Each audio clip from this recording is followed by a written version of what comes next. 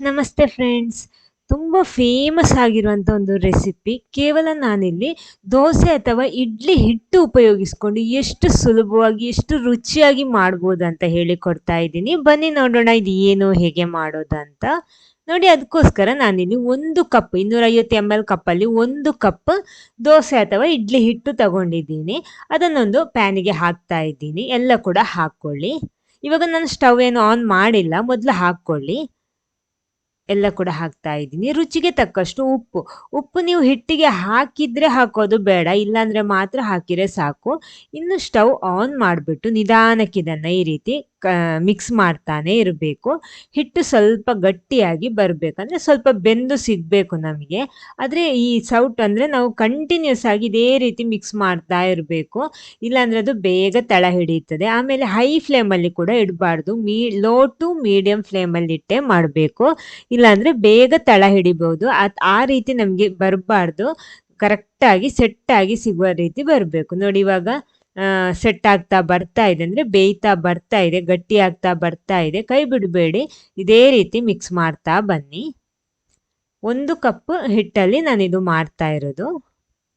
ನೋಡಿ ಇವಾಗ ನೋಡಿ ಕರೆಕ್ಟಾಗಿ ಇದು ಬರ್ತಾ ಅಂದರೆ ಈ ಸ್ಟೇಜಲ್ಲಿ ಕಡಿಮೆ ಉರಿಯಲ್ಲಿ ಇಟ್ಕೊಳ್ಳಿ, ಇಲ್ಲಾಂದರೆ ಬೇಗ ತಳ ಹಿಡಿದು ಬಿಡುತ್ತೆ. ಆದ ಕಾರಣ ನಾನ್ ಸ್ಟಿಕ್ ಅಲ್ದಾದರೆ ಪರವಾಗಿಲ್ಲ, ಇದು ನಾನ್ ಸ್ಟಿಕ್ ಅಲ್ಲ, ಆದ ಕಾರಣ ನಾನು ಹೇಳ್ತಾ ಇರೋದು. ನೋಡಿ ಇದು ಇವಾಗ ಕರೆಕ್ಟ್ ಸಿಕ್ಕಿದೆ. ಇನ್ನು ಸ್ಟವ್ ಆಫ್ ಮಾಡ್ಕೊಳ್ಳಿ.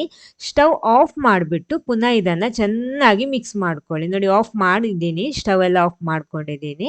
ಇನ್ನು ಇದನ್ನು ಸೌಟಲ್ಲಿ ಚೆನ್ನಾಗಿ ಮಿಕ್ಸ್ ಮಾಡಿಬಿಟ್ಟು ಆಮೇಲೆ ಇದಕ್ಕೆ 1 ಈರುಳ್ಳಿ ಸಣ್ಣಗೆ ಕಟ್ ಮಾಡಿಟ್ಟಿರೋದು, ಸ್ವಲ್ಪ ಕರಿಬೇವು, ಆಮೇಲೆ 1 ಹಸಿಮೆಣಸಿನಕಾಯಿ ಕೂಡ ಹಾಕ್ಕೊಂಡ್ಬಿಟ್ಟು ಪುನಃ ಇದನ್ನು ಈ ರೀತಿ ಮಿಕ್ಸ್ ಮಾಡ್ಕೊಳ್ಳಿ. ಇವಾಗ ಬಿಸಿ ಇದೆ, ಇಲ್ಲಾಂದರೆ ಕೈಯಲ್ಲೇ ಚೆನ್ನಾಗಿ ನಾದ್ಕೊಂಡ್ರೆ ಆಯಿತು.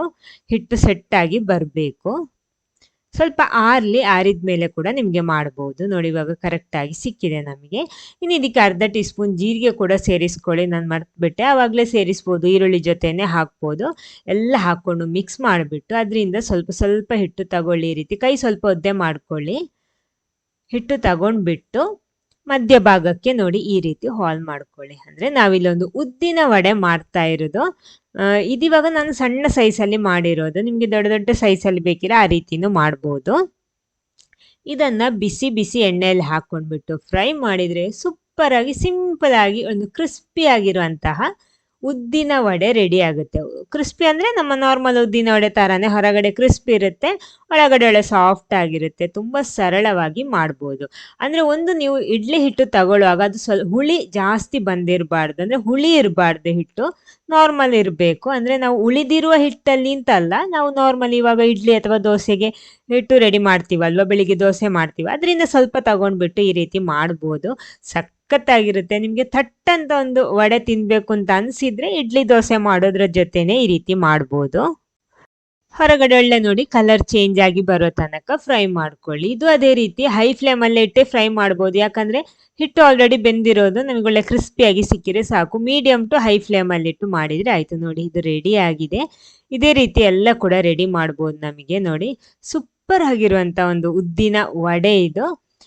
ಆರಾಮವಾಗಿ ಮಾಡ್ಬೋದು, ಟೆನ್ಷನ್ ಇಲ್ಲದೆ ಮಾಡ್ಬೋದು. ಕೆಲವರಿಗೆ ಅದು ಅದರ ಮಧ್ಯಭಾಗದಲ್ಲಿ ಹಾಲ್ಸ್ ಎಲ್ಲ ಮಾಡಲಿಕ್ಕೆ ಕಷ್ಟ ಆಗುತ್ತೆ. ಈ ರೀತಿ ಮಾಡಿಬಿಟ್ಟು ಮಾಡಿದರೆ ತುಂಬ ಸರಳವಾಗಿ ಸಿಂಪಲಾಗಿ ರುಚಿಯಾಗಿರುವಂಥ ಒಂದು ಉದ್ದಿನ ವಡೆ ಮಾಡ್ಬೋದು. ಮಿಸ್ ಮಾಡಬೇಡಿ, ನೀವು ಕೂಡ ಒಂದ್ಸಲ ಆದರೆ ಇದನ್ನು ಟ್ರೈ ಮಾಡಿ, ಟೇಸ್ಟ್ ಮಾಡಿ ನೋಡಿ ಹೇಗಾಗಿದೆ ಅಂತ ಫೀಡ್ಬ್ಯಾಕ್ ತಿಳಿಸೋದಕ್ಕೂ ಮರಿಬೇಡಿ. ನೋಡಿ ಇದು ಕೂಡ ರೆಡಿ ಆಗಿದೆ. ಇವಾಗ ಎಕ್ಸ್ಟ್ರಾ ಎಣ್ಣೆ ಎಲ್ಲ ತೆಗೆದ್ಬಿಟ್ಟು ನೀವು ಟಿಶ್ಯೂ ಪೇಪರಲ್ಲಿ ಹಾಕ್ಕೊಳ್ಳಿ. ನೋಡಿ ಸೂಪರ್ ಆಗಿರುವಂತಹ ವಡೆ ನೋಡಿ ಎಷ್ಟೊಂದು ಕ್ರಿಸ್ಪಿ ಆಗಿದೆ ಅಂತ.